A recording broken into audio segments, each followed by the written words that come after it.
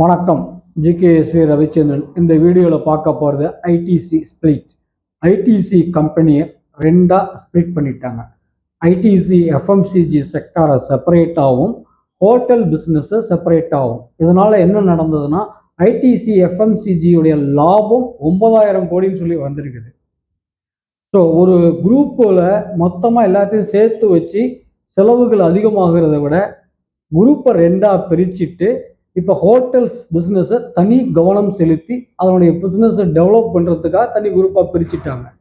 இதுதான் இந்த உலகத்தில் there is no standard success formula. உலகத்தில் எங்கேயுமே ஒரு நிரந்தரமான வெற்றிக்கான ஃபார்முலா எதுவும் கிடையாது. அப்பப்போ தேவைப்படுறத அட்ஜஸ்ட்மெண்ட் பண்ணிக்கிறது தான். இந்த ITC split MBA finance management, risk management பண்ணவங்க ப்ராஜெக்ட் ஒர்க்காக எடுத்து பண்ணலாம். நன்றி, வணக்கம்.